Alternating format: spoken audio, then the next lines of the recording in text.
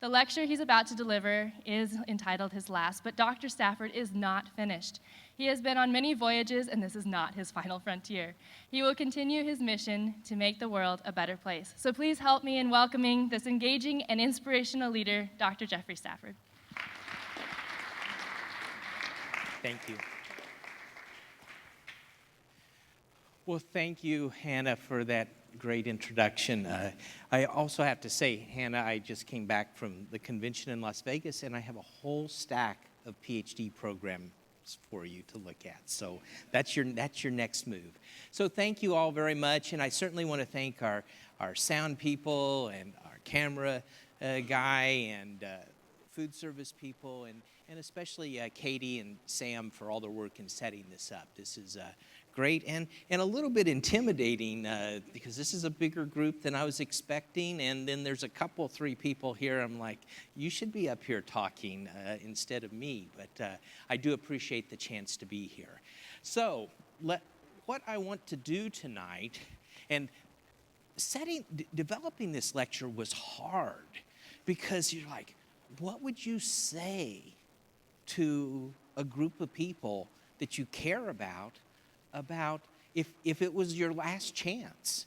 And it's like, boy, sorting through all that. So there's still some things I'm taking out and probably some things I want to put in, but this is my best shot at it for right now. So I'm going to talk about leadership and communication and a whole bunch of other stuff, and it's kind of a gestalt all put together, but it's really about taking control of your life and using self-leadership to be in charge of your life so that your life is what you want it to be. And on the tables, we've got a few things to write on. There's some things to notes. I didn't make enough copies of the handout, but we'll put that online, and it'll be easy for you to download and look at, and probably most of you want to look at it electronically anyway because your eyes are still young and you can do that.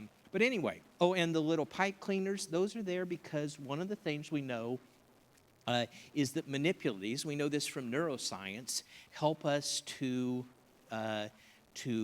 with our cognition and our memory. So feel free to play and make little sculptures, and we'll go around and take pictures of them afterwards.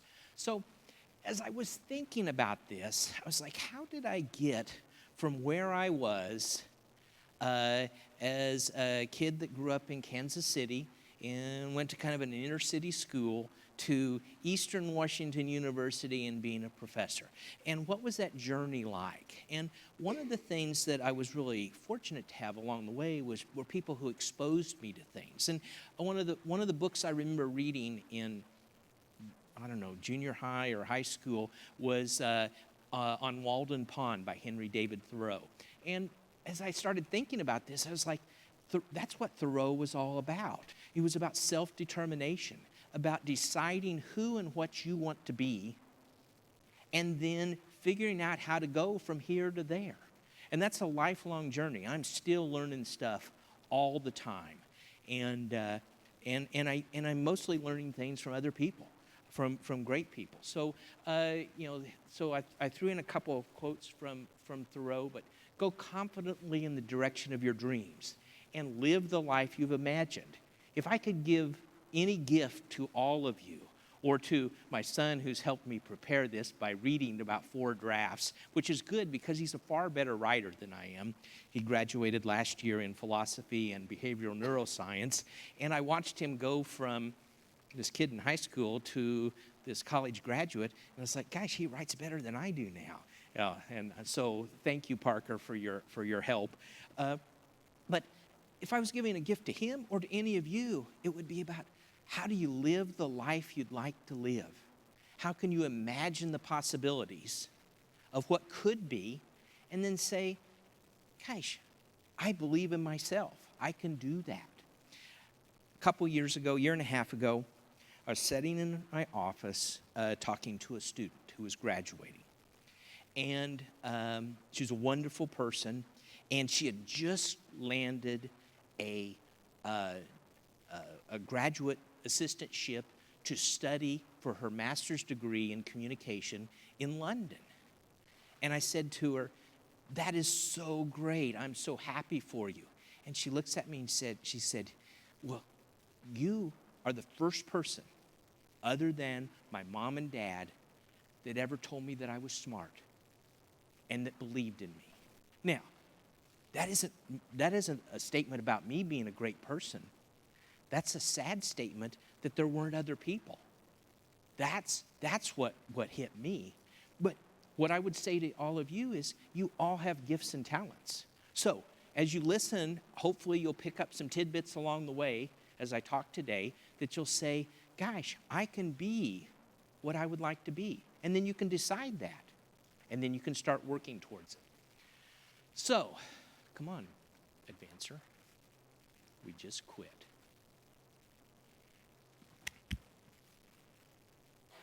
Well, we can do it the old-fashioned way. Thank you. Push the arrow. That probably does it, or even the enter. We are completely frozen up.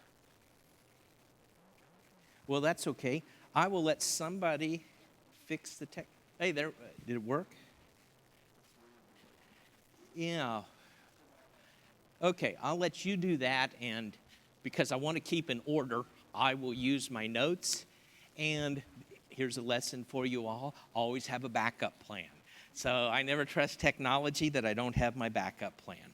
So what I want to start with is talking about what is your vision and what are your values. That's where you've got to start. So on your table is a little placemat that I use for when I'm doing strategic planning with organizations. And so what are your vision? What's your vision? What are your values? What do you care about? And then here are some things that I think are important. Striving for quality, always striving for quality, and creativity. How do you constantly improve and grow? And I'm going to give you 3 questions in a little bit, 3 magic questions that will help you to figure out how to always improve and grow and practice constant improvement for yourself. Build relationships. I can tell you it's all about relationships. Leadership is all about relationships. And it's relationships where if I need something and I need some help from somebody and need somebody who's smart and I'm working on a project and I call Romel over in Career Services and say, Romel, I've got an idea for a cool project. We've got a relationship. If Romel called me with an idea for a cool project, I'd be there because we have a relationship that I think he's smart and he works hard and he cares about students, and that's the kind of people I want to hang out with. So there's an example of the relationships. And now some of the things I'm going to share with you are things that are my personal values. They could be yours, they could not be yours. It doesn't really matter. What matters is, are we working now? Ooh, we are. Good. What matters is that you decide what your values are. But one of mine is contributing to the greater good. I do a lot of work with organizations, and some of it's with corporate America, and that's nice because they pay me a lot of money. But most of it, frankly, is with nonprofits, and it's great because I feel like I'm doing something that helps our community. And that's what's important to me. So United Way, SNAP, SCAN, just all kinds of groups. How many of you know that today is Spokane AIDS Day? AIDS Day. One of the major things that we're facing in the world. A few years ago, I did some work helping the Spokane AIDS Network develop their strategic plan and establish their vision and values and goals. That was very meaningful. So that was good for me. You also have to know who you are.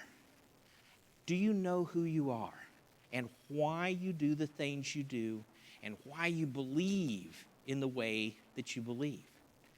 That is important, and because you have to do that to be able to understand the other.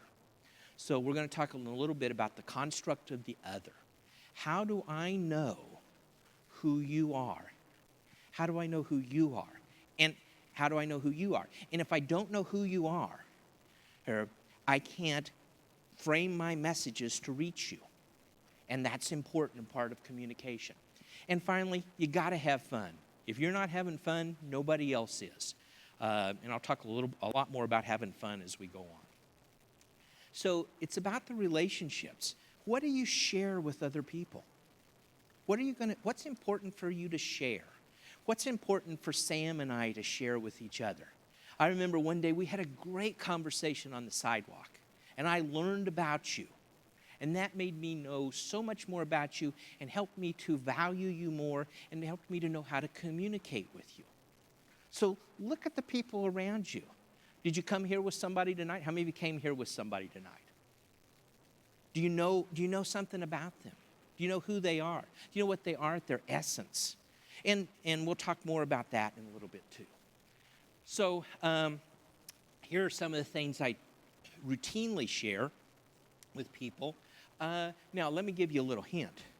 You guys do some research. How many of you, when you've got a new professor, a teacher that you haven't had before, go out and Google them and find out what they've written and read that and know what they're about? Does that help you to write your paper? Because you're writing to an audience. Absolutely it does. I can tell you, after you get out into the world of work, figure out your boss. Figure out who they are about.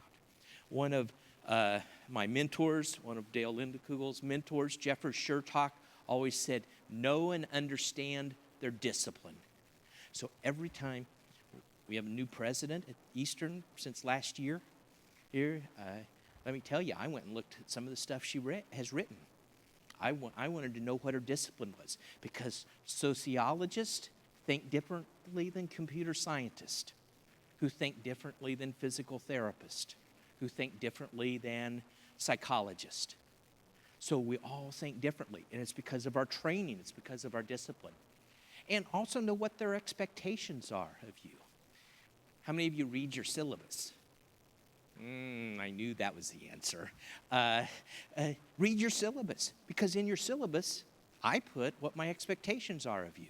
If you know what those are, guess what? If you meet my expectations, you probably are more likely to get an A. You increase the probability. And getting an A is not all that important, but learning stuff is, and so it'll help you to learn. Okay, I promised you 3 magic questions. These are the 3 big magic questions that will help you to do continuous improvement throughout the rest of your life. And I promise you that 80% of your competition, maybe 90% of your competition, doesn't do this. And if you do it, you're going to rise to the top. And guess what? If you rise to the top, your boss is happier. Your mom and dad are probably happier too. But your boss is happier.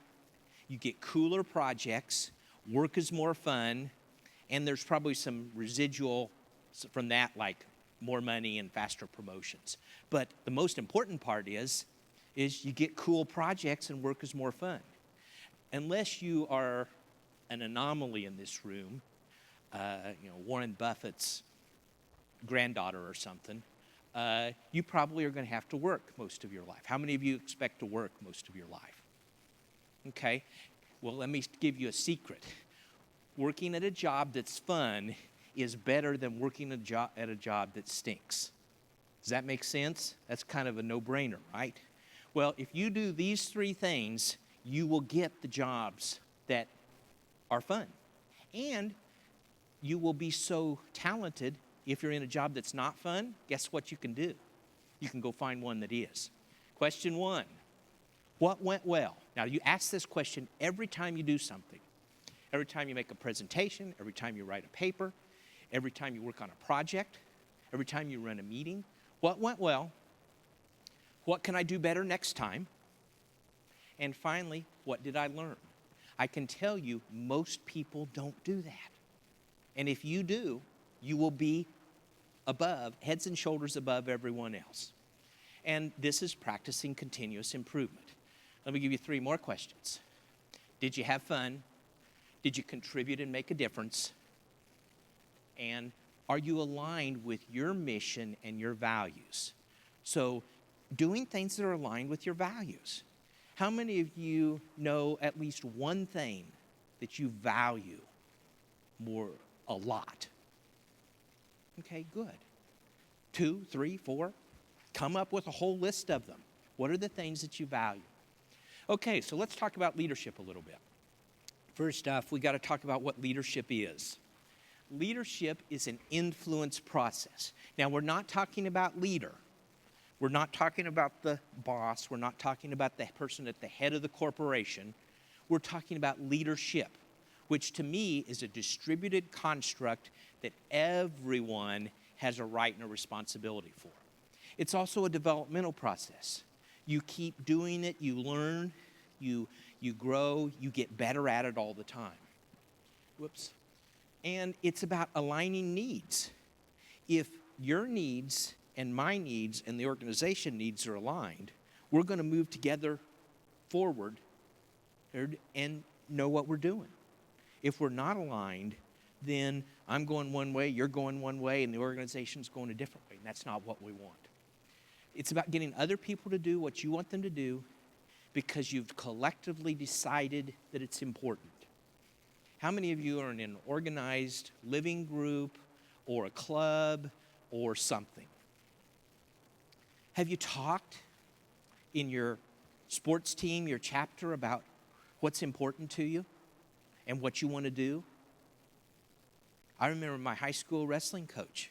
We talked about what our goals were for the season and what we were going to constantly work towards. I'm locking up again.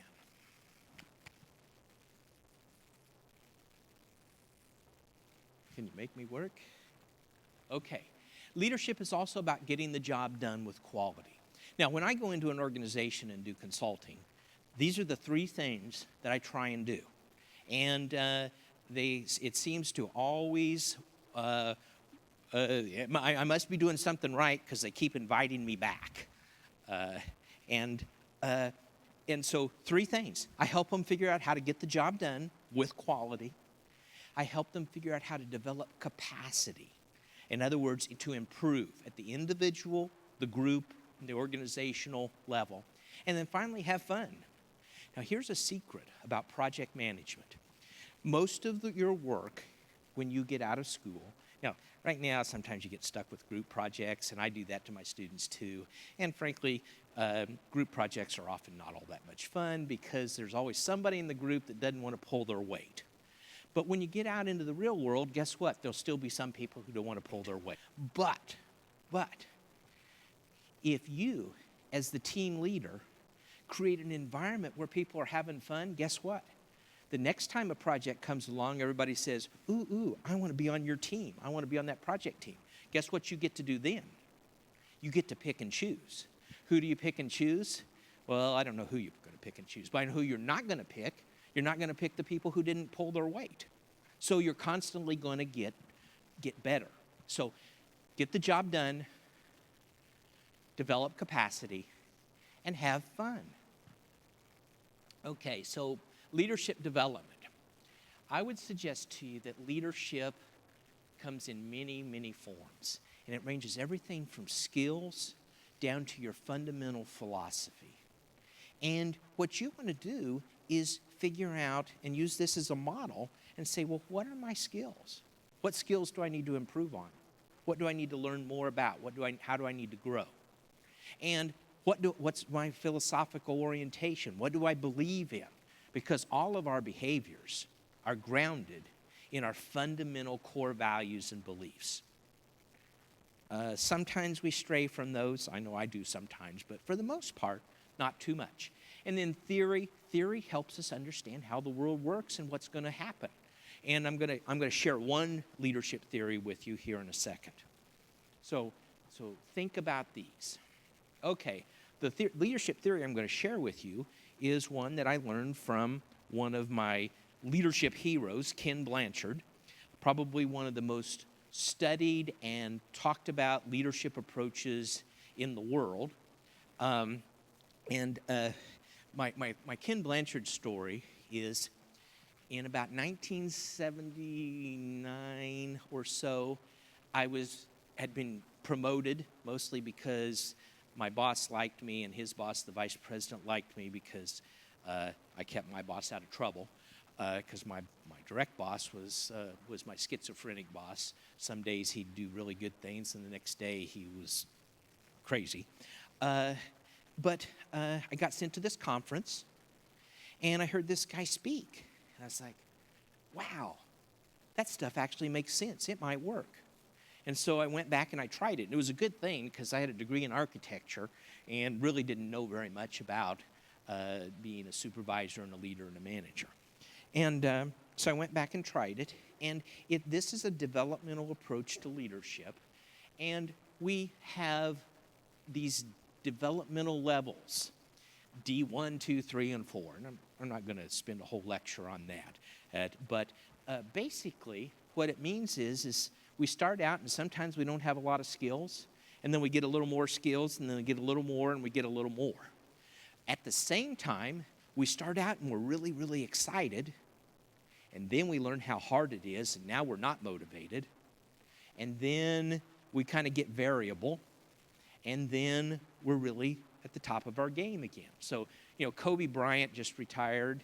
He announced his retirement. Derek Jeter retired last year. Those guys were D4s. They were great. But think about something.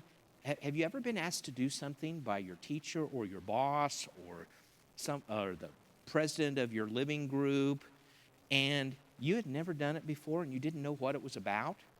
But you were excited. You wanted to do a good job. How many of you have ever been there? Here, don't really have a clue about what you're doing, but are excited and motivated and want to do a good job. Okay, that's at the bottom of the scale. So what that looks like is D1s are low competence, high commitment. D2s are low to some competence and low commitment. That's where we figured out how hard it was. Back when I used to coach Little League Baseball, that's what happened when we moved from coach pitch to a 12-year-old throwing a ball really hard at you, and everybody's saying, oh, don't worry, it won't hurt. And that's a lie. It's going to hurt when it hits you.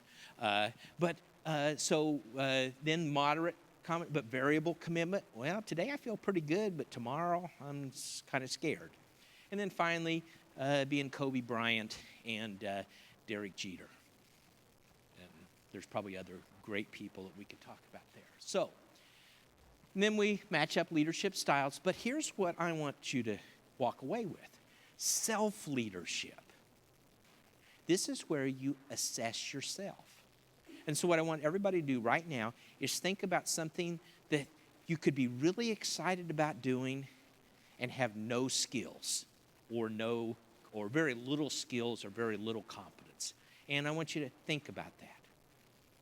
So anybody want to give me an example?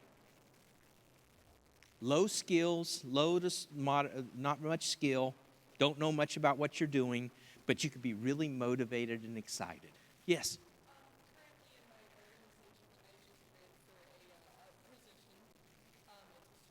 Uh-huh. Okay. Okay. You're a D1. So now, here's what you need to do. You need to say, what do I need to be? So you've assessed yourself. You don't need somebody to say, remind me your name? Mandy. You don't need to say, oh, Mandy, you're going to be great. You don't need to be motivated because you're excited already. But you do need some information. So you have assessed that, and so now maybe you go to Katie and Sam in Sale, or maybe you come and see me in my office, and you say, I don't know what I'm doing. Can you give me some coaching? But you self-assess and you ask for help. Somebody else give me an example. Does that make sense? Somebody else give me an example. Somebody, anybody. Yes. Okay. So what does that mean? That means you need to figure out how to get help in math, right? And I appreciate you sharing that because there's a lot of people who aren't very good in math. And it's a scary thing. But it's like most everything. What's your name? Raven. The first step on the road to getting better is recognizing where you're at. So you might be better than you think, but so we don't know right now, I don't know yet, if it's an ability or a confidence thing, but you can ask for help. And so that's a great thing. Good job.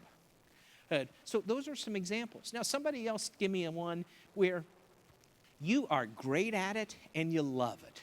Anybody got an example of one of those? You're great at it and you love it. Yeah.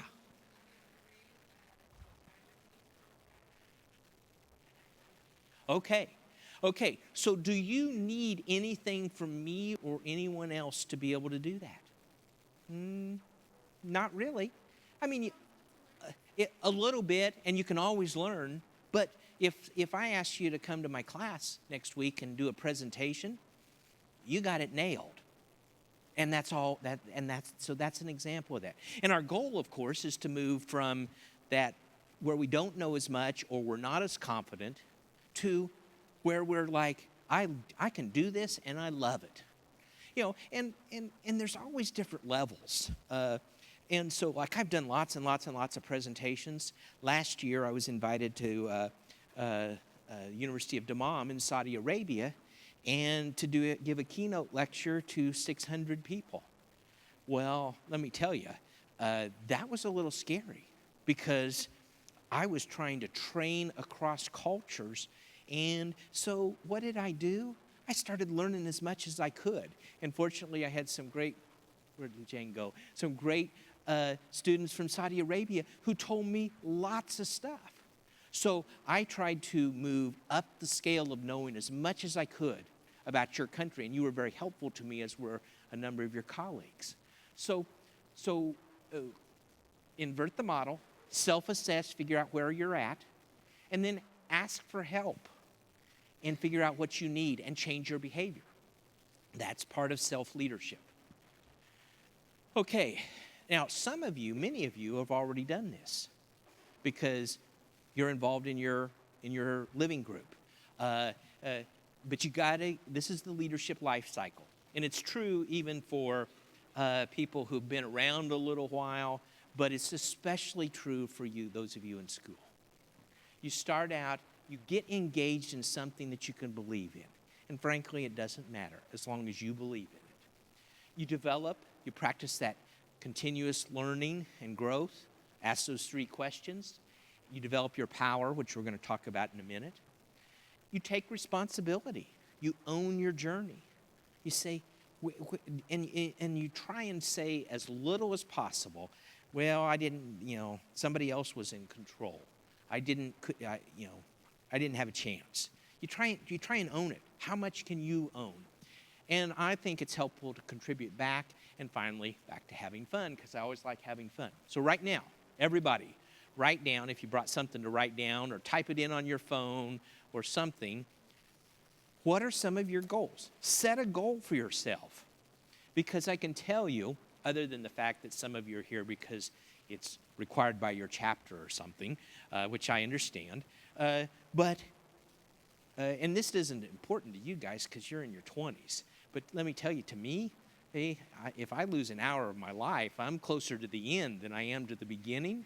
That's an hour that doesn't come back. So if you walk away with one goal written down or in your head and you put it into place tomorrow, guess what? You're a step ahead. You've done something that no one else has done. So, what are some goals? I'm going to give you 2.5 minutes to write down some goals.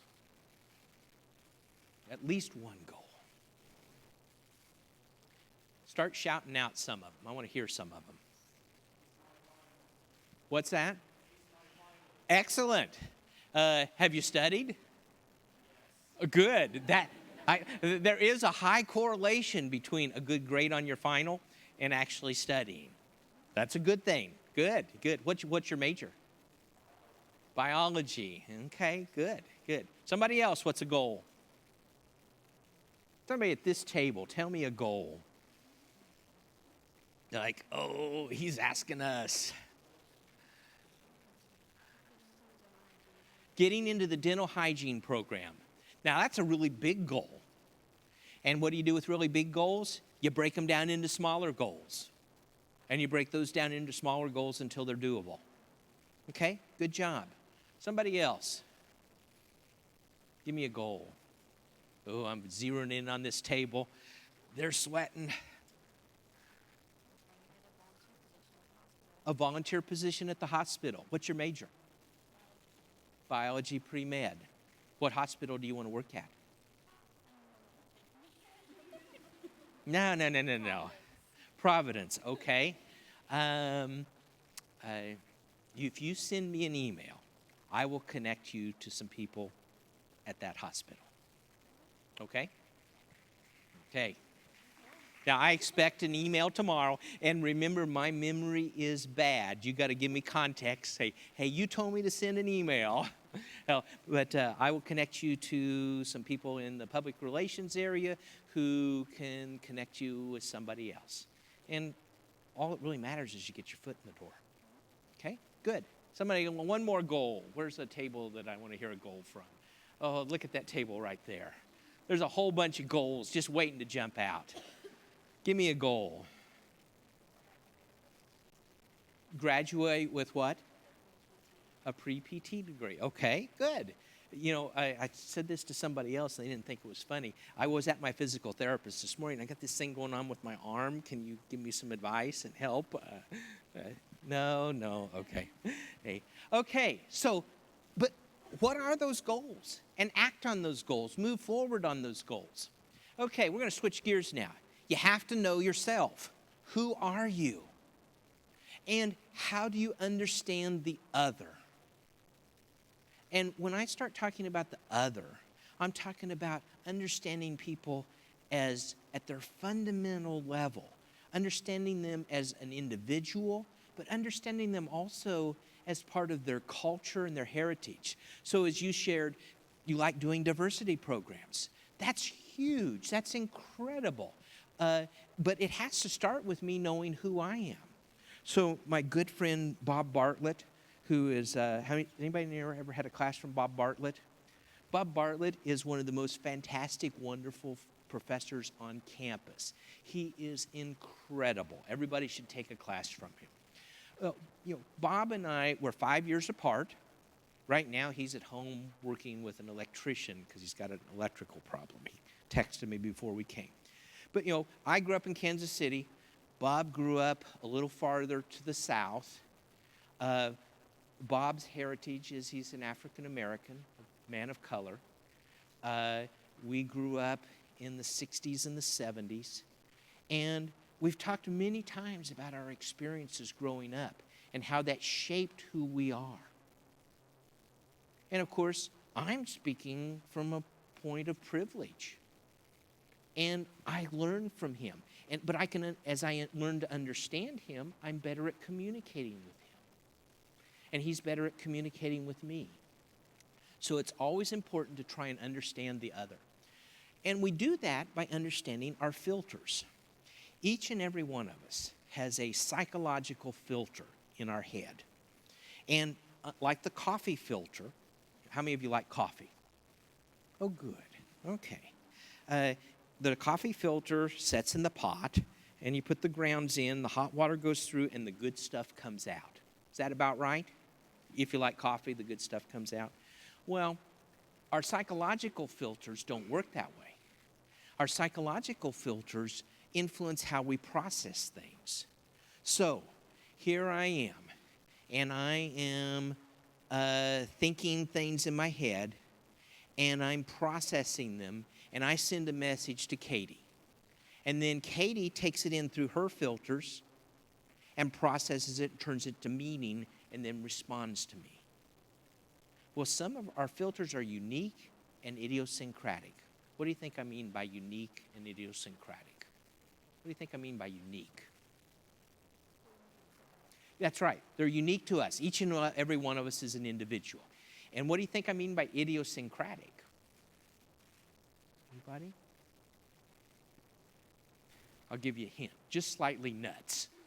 Irrational, crazy, goofy, sometimes even stupid. But they're there, and we can't help that. So, here are some of our major filters. gender.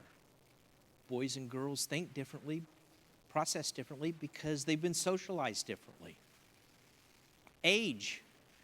Let me tell you, I look at the world differently than my 23-year-old son does.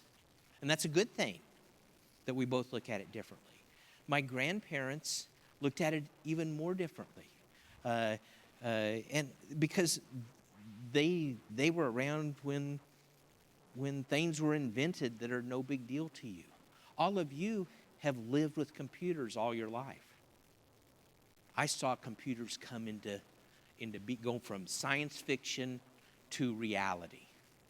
So our indigeneity, ethnicity, our culture, our country of origin, those all make things very, very different. Our values, our religion, our socioeconomic status. Bill Gates thinks about money differently than I do. I'm very sure of that. So, I'm going to skip over that one. But let me tell you, success, if you want to be successful in your endeavors, that's about behavior, performance, and results. Too many people stop there. Keep going and think about attitudes, commitments, and values and morale. So how many of you are in a leadership role in an organization right now? Okay, it's great to get the job done, whatever that job is, but you also want to make people to feel good about that. How do you make that happen? So here's what people need to be successful. High expectations, motivation, confidence, and people, relationships. Guess what? What do others need? Exactly the same thing. So how do you learn to take what you need and treat other people in a way that will help them to achieve success? How can I help you achieve success? How can you help me achieve success? To the extent that you can do that, you're doing leadership. And when you're doing leadership, people give you more responsibility, which helps you to learn and grow and get better at whatever you're doing, which then helps you to be more successful in your lives. It helps you to move forward in your lives. How many of you have ever had a great coach? And I'm not talking about sports only. How many of you have ever had a great coach that helped you do things? Well, not only do you need to have them, but you need to be one. Here's the 4 steps in the coaching journey. The first thing I do is I connect with people. How you doing today? And then I say, what are we going to work on today? How can I help you? This happens every time somebody comes in my office for advising. Hey, how's it going? What do we need to work on today? And then we problem solve. We get innovative. We get creative. We figure things out. And then we walk away with an action plan. This is where I usually fall short. I forget to make the action plan. But the action plan is, what are we going to accomplish before we meet again next time? These are questions to facilitate engagement. I want you to turn to somebody else at your table and say some of these questions. Find out what somebody else is interested in. What do they care about?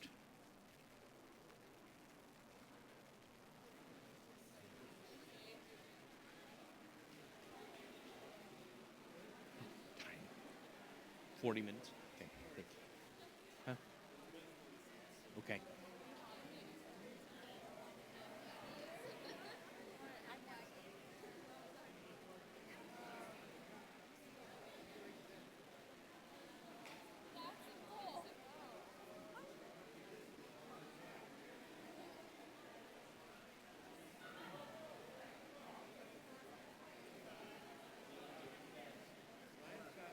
Okay.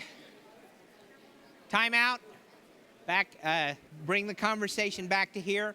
My question for you now is, did you find out something about yourself when you asked somebody else? What are they interested in? What are they passionate about? I bet you did. So being truly engaged with other people and connecting with them will help you to learn and grow. Who are your mentors? How many of you feel like you've had a mentor? That's a wonderful, wonderful thing to have. I've got had some great mentors in my life. I have. But as time goes on, you need to become a mentor to somebody else. How do you pay that back? How do you pay that forward? And it really becomes full circle. Hannah did a wonderful introduction, but I can tell you, I'm learning from Hannah and have been for several years now. Yeah. And so it's a wonderful cycle. So who are your mentors? I've just found some of mine. I listed some of mine as I was thinking about it. But also, sometimes they're not your mentor. They're just a colleague you can count on. They're just somebody that you know you can count on and you can talk to. And that's a wonderful thing too. Have heroes, or at least people you like. Boy, this was an amazing exercise for me. I started listing people that I'd read about or learned from.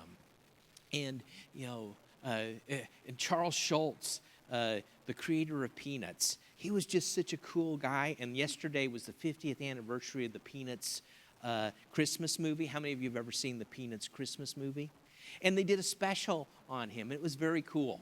And they don't have to be real people. I've got Gandalf and Mr. Spock in there too. And but I always thought Mr. Spock was cool. I've got 4 things left on my career bucket list. Center fielder for the New York Yankees. Maybe not going to happen. Imagineer for Disney. That's going to happen. Illustrator for Marvel Comics. And science officer on a starship.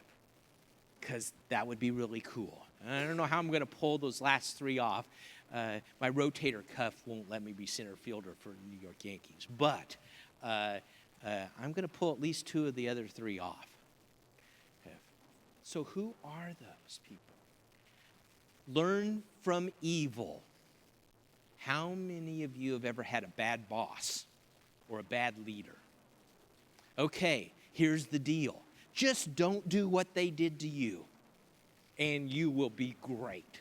So learn from that. Learn from the bad teachers, the abusive people, the mean friends. How many of you ever had a friend who was kind of mean? Just don't do that to others. Power. You have to build your power. I'm starting to run out of time, so I'm going to go quickly here. People get power backwards. It is not position power. It is not the ability to reward and punish. It is about your personal power, your relationship power. If Dale Linda Kugel asked me to help him do something, I'd be there in a second because he has relationship power with me. Dale, wave at people so we know who you are. Dale and I have been friends for 25 years, 24 years, a long time. I trust him, I value him, and he has power far more than he could get from me with transactional money or anything else. So just remember that most people think that position power is more important, and it's not. It's about your relationships and your networks and who you are.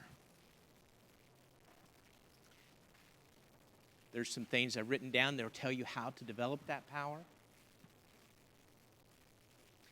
And now we're down to my last top 15 to 20 things, but I think I want to move to questions, so I'm going to skip over those. You can read those. Know your values. Read lots. Know yourself. Be curious. Connect to others. Remember the Kobayashi Maru.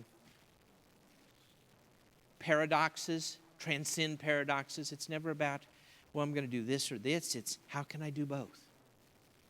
And have fun. But the most important thing is, those are mine. What are your things? What are the things you're developing for yourself that you believe in? I challenge you all to walk away from here tonight and say, what's something that I believe in about me? So finally, it's always about passion and people. What do you care about? What is the work? Is the work important? How can I contribute? What am I proud of? What have you learned? Have I listened? And am I having fun? That's what leadership is all about. And if you're doing these things, and I've studied leadership my whole life, if every great leader that you look at does these things consistently, day after day after day, and you can make a choice to do that. You can make a choice to do that. I'm a kid that the year after high school graduation, the year into my freshman year in college, I went home, and there were more people that were in jail, dead, or pregnant than went to college. That was the school I went to.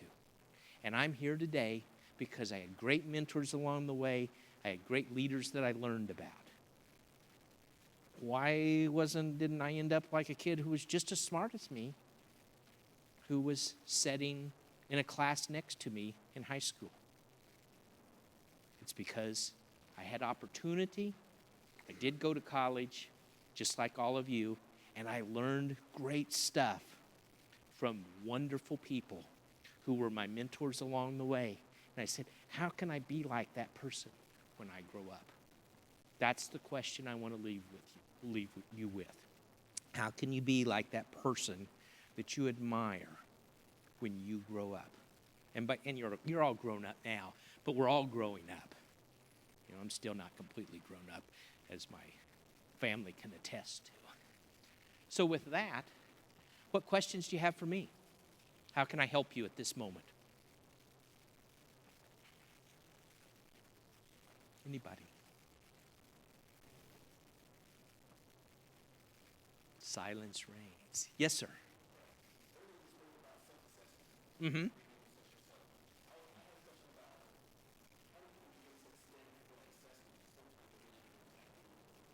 Mm-hmm. Yeah.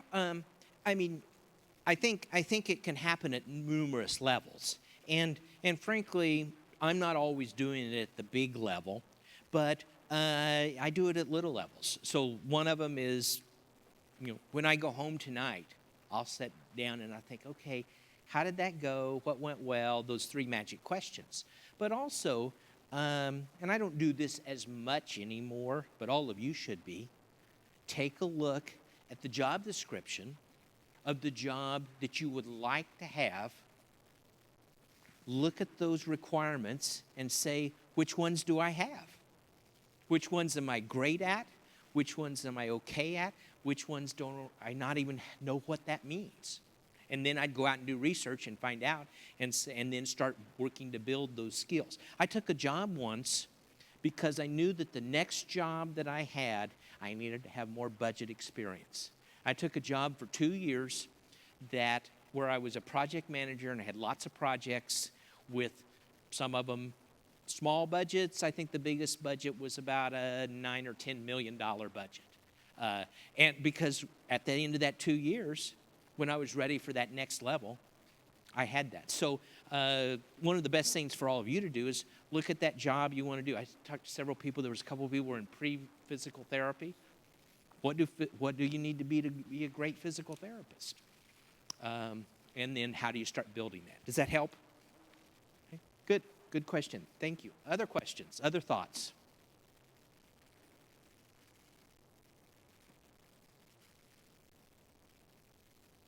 Yes. Say. Oh gosh. That's a good question.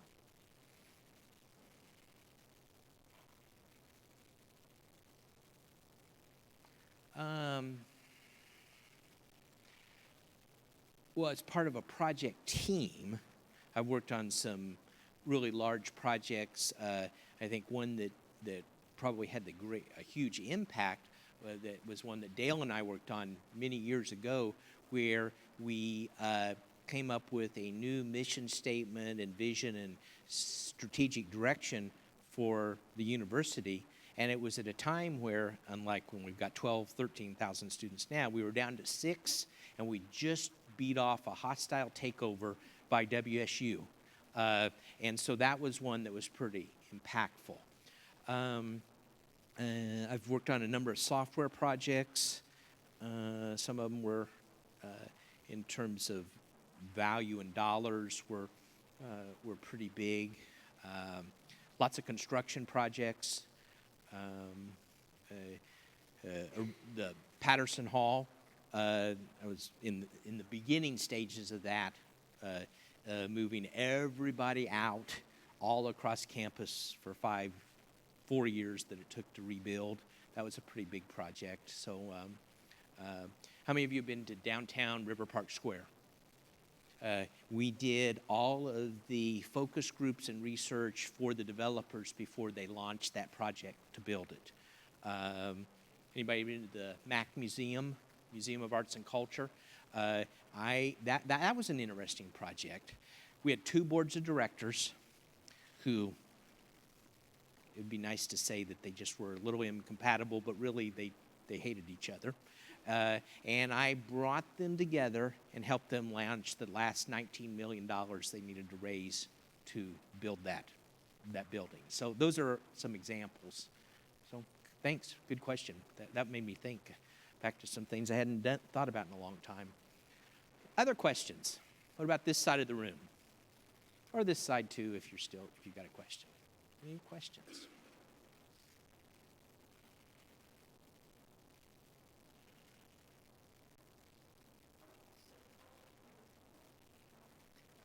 I'll give you one. We're out of time pretty much, aren't we, Katie? I'll give you one secret. If you want any group to crack, be silent for 20 seconds. If we would have been, if we wouldn't have started going again, but we need to because it's time to be done, somebody would have cracked and come up with a question within 20 seconds. That always happens. So anyway, Katie, take it away. Thank you.